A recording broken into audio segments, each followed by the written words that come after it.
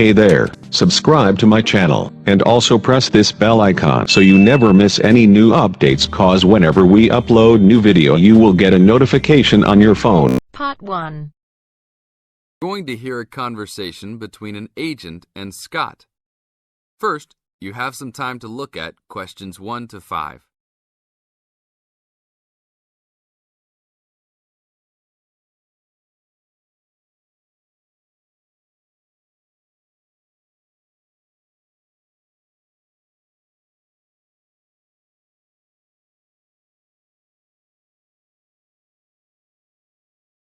Now listen to the tape and answer the questions.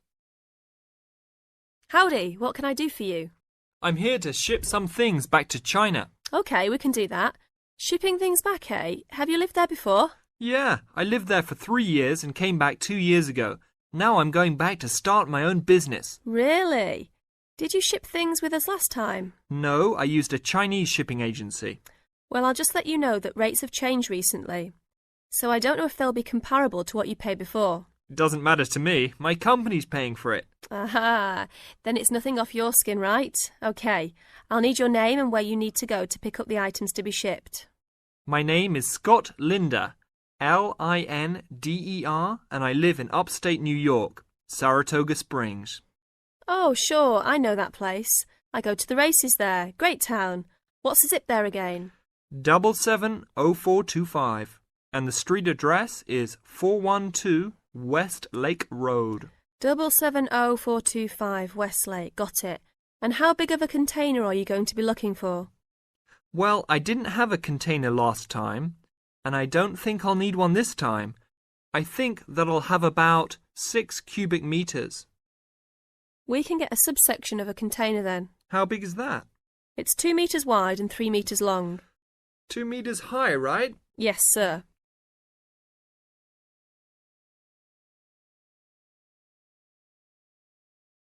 Now look at questions 6 to 10.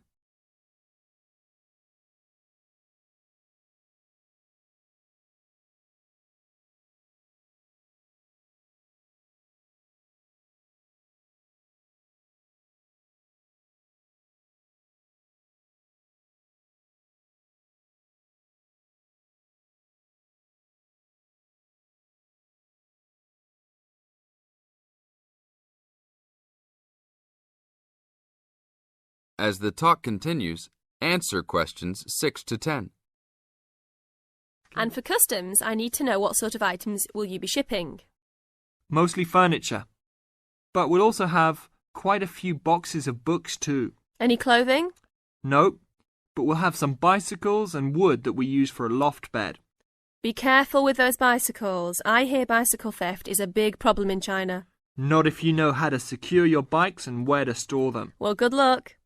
How valuable do you want me to list the entire shipment as being? Let's say about $3,500. Great. Now you'll also have to go over to the customs department to check with them about shipping the wood over to China. I know there are concerns about termites, bugs, etc. No problem. It's the same wood I brought over from China last time. Then you should be okay. It's just a formality. And last of all, where would you like the shipment to be delivered? Well, I will live in Beijing, but let's ship it to Tianjin. My company will pick it up there. That's all right then. Have a nice trip. Thanks for your help.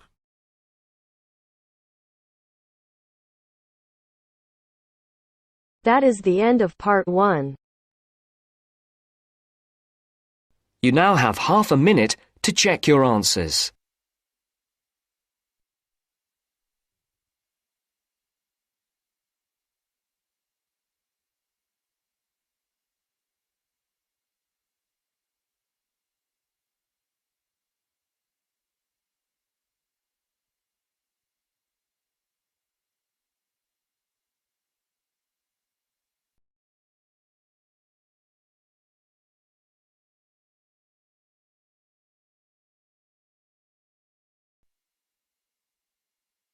Now turns to part 2.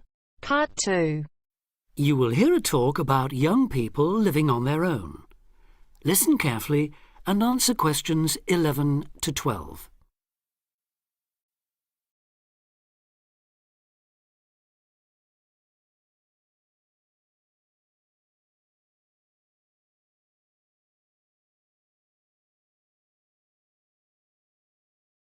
Listen carefully and answer questions 11 to 12. Loneliness is something we all suffer from in varying degrees, but young people living on their own can be particularly vulnerable. Many who leave the family home find they are less confident and have more difficulty in finding their feet than they expected. Often, going to work or study in another town or city will be the first time they have lived away from home.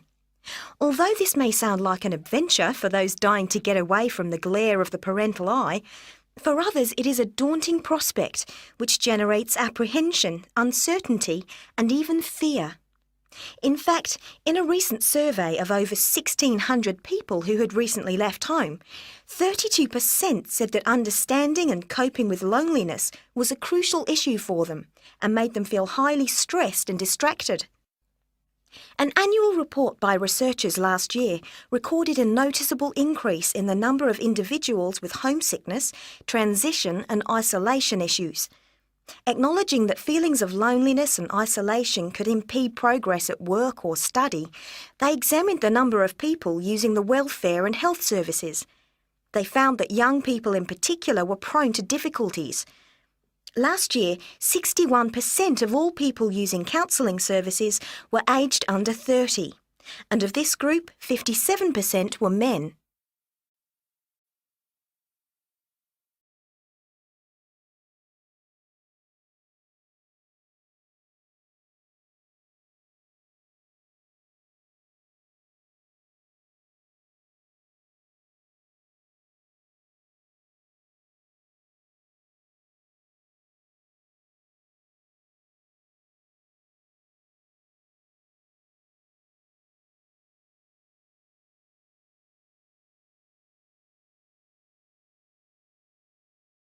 Now listen and answer questions 13 to 20.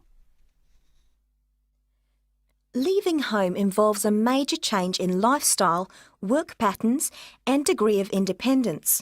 You will be away from home, family and friends and are no longer supported by familiar surroundings.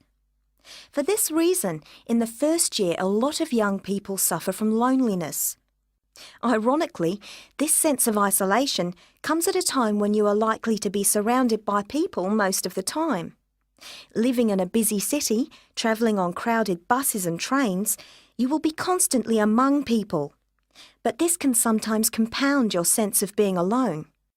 Seeing others who appear at ease among large crowds, mingling and making friends, can make you feel excluded and inadequate. Adapting to a new environment makes people uncertain of what to do or how to behave and breeds insecurities which can make for a real sense of isolation. It is often those who are more used to being on their own who deal best with the transitional period of leaving home. Other reasons for feeling alone include high expectations of the big city where you have the best time of your life and meet lifelong friends. It may be the first time you have had to make new friends since you started primary school, and perhaps you are reluctant or finding it hard to replace old friends whom you miss. There are also pressures to juggle work and socialising, which may leave you feeling left out.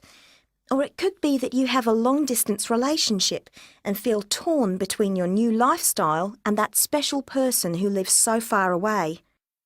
Because loneliness can leave you with a sense of low self-esteem, where you become self-conscious and feel you have been rejected, it is very difficult to overcome. You may be reluctant to even try and make new friends or take part in social activities, and will also find it difficult to say no to things, leaving you feeling exploited and weak. One of the ways of combating loneliness is to remember that it's not your fault, and that it's something everyone has to deal with, despite appearances. Counsellors advise those feeling lonely to speak to someone they know about their feelings. They also ask them to consider joining groups and societies, and to get involved in activities which interest them as a way of meeting more people. Of course, overdoing it and jamming your schedule with too many things just to avoid being alone will not work. But meeting others with common interests may be a step forward. If you still feel like you need someone to talk to, you could try group counselling, where you will be able to talk to and receive support from a small number of people with the same difficulties as you. For more information or to be put in touch with an individual counsellor, contact the local town hall support services. That is the end of part 2. You now have half a minute to check your answers.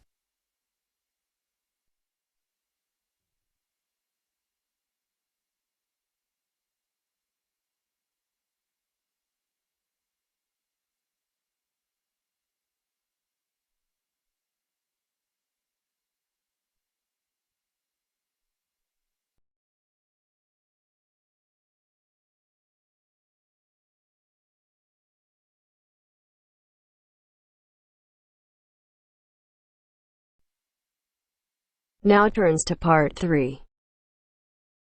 Part 3.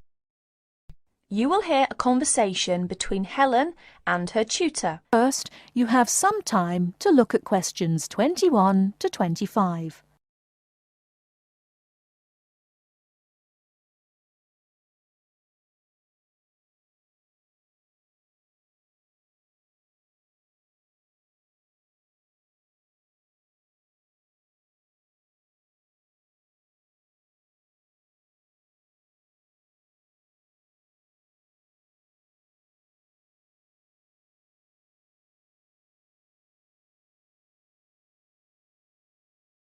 Now, listen carefully and answer questions 21 to 25. Come in. Ah, it's you, Helen. What can I do for you? Well, it's about that essay on non-verbal communication. I'd like a bit of advice, if that's all right. By all means. That's what I'm here for. How can I help you? It's about that survey you asked us to carry out about body language. Oh, yes. I asked you to investigate what sort of touching is permissible between friends of the same sex and friends of the opposite sex. That's it. And then you wanted us to go on to compare the answers we obtained from people from our own culture with the answers of people from other cultures. Well, that shouldn't be too difficult. There are students here from dozens of cultures, including Asia and the Middle East. Go and ask them. That's the problem. I'm not sure how to word the questions. Before you hear the rest of the talk, you have some time to look at questions 26 to 30.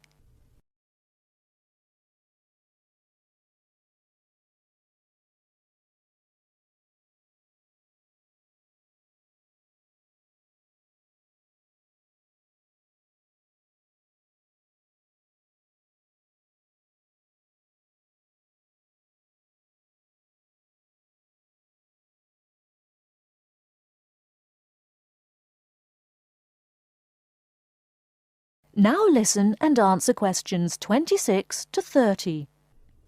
Go and ask them. That's the problem. I'm not sure how to word the questions. I think I've got far too many. People don't want to be bothered answering them all. Is that the list of questions you have with you? Let's have a look. I see. Your basic idea is fine. You've got a checklist of the parts of the body we mostly use to touch people with, and a checklist of the parts of other people's bodies that we usually touch. But you don't have to go right through the list asking a separate question about each item. You can make your questionnaire much shorter if you ask open questions. Open questions? What are they? Sometimes we call them WH questions. What, when, where. Those are examples. Oh, I see. Yes, we learned about them in grammar. I hadn't realised how useful they turn out to be. I could just ask one open question about each subject and tick the answers I receive. That's right. Now, let's have a look at the list of parts of the body you're going to ask about. I see. You've got the head, arm and hand, and, oh, it's over the page, the back, leg and foot. What about the shoulder and the thigh? They're important areas, and there are some others you should include too. Oh, yes, of course. I was in a rush and forgot those. What about asking people how they feel about being touched? Surely, it's hard for people to put that sort of feeling into words. Yes, you're right. That's why it's essential to work out a rating scale for each response. Can you tell me a bit about how to use rating scales? Well, there's no way to measure how strongly a person feels about something, of course. All we can go on is what they report about their feelings. So what we do is offering them choices of ways to express how they feel. Very strongly, strongly, or not at all. That would be an example of a rating scale. In this case, as your survey is only a small trial sample, I suggest you use that 3-point rating scale I've just described. Very strongly, strongly, or not at all. That'll be enough to enable you to draw some broad conclusions. You may go on to refine your survey later if you decide to specialize in the study of non-verbal aspects of behavior. Thank you. I'm much clearer now. Could I ask you one last question? I'm afraid I've got a brain like a sieve, but I just can't remember the technical term you told us for the study of touch. It sounded like happy, but of course it isn't. Oh, you mean haptics. Haptics. Of course, haptics. That's it. Happy to be of service. That is the end of part 3. You now have half a minute to check your answers.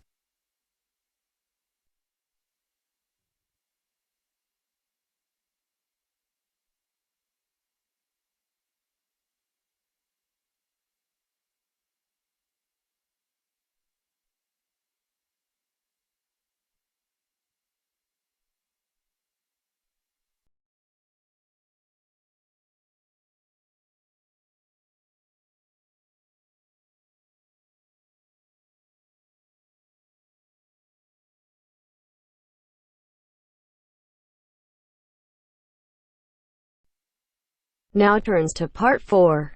Part 4 section, you will hear an introductory lecture to a course on Southeast Asia. First, you have some time to look at questions 31 to 40.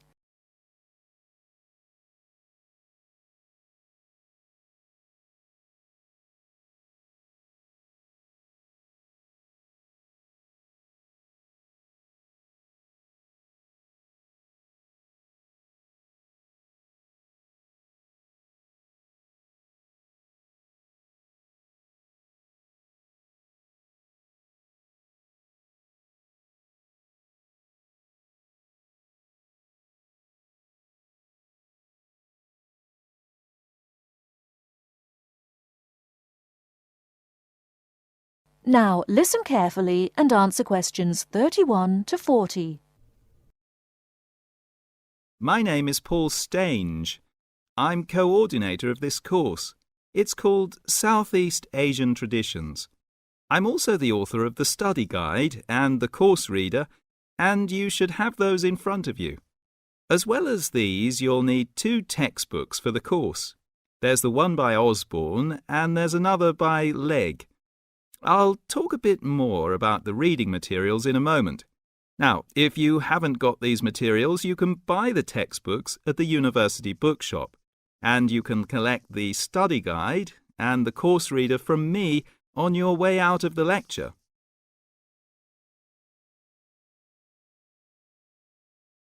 The purpose of this lecture is simply orientation. What I'm going to do is introduce myself, talk you through the course, and give you some additional advice, apart from what's contained in the study guide, on dealing with the various assignments for the course. First of all, the materials. You'll find the 2 textbooks very clear, and they give a good basic coverage of the history of the region.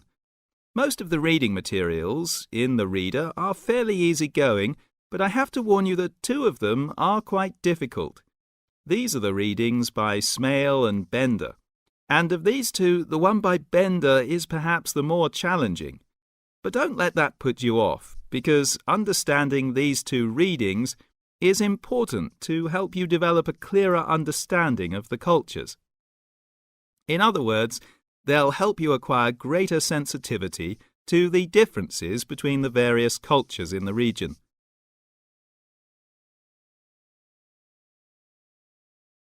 Now, the course itself. The course has multiple aims. It's primarily a history course, but it's not only a history course. It is, in most respects, a cultural history course focusing on Southeast Asia. Nevertheless, the course is, as you'll see from the materials, an introduction to the Southeast Asian Studies component of the Asian Studies programme. In looking at the cultural history of Southeast Asia, there are two major influences to be considered, the Chinese and the Indian. It's important not to forget the extensive influence that these two countries have had in the region. China has been trading throughout the region since at least the 6th century, so many of its cultural and social traditions have influenced the countries in the area, and religious practices from India have helped form today's culture. So we'll be looking for the links and the connections between traditional patterns and today's developments in the region. I think you can now begin to see how these past influences might form a background for the present-day social practices. And in the same way, this course will form a basis or background for second and third year courses, with their focus on the modern period, and in particular, the economic and political situation of the region. So, that's the outline of the course. I'd like to go on now to look at what you have to do, your assignments and so on. That is the end of part 4. You now have half a minute to check your answers.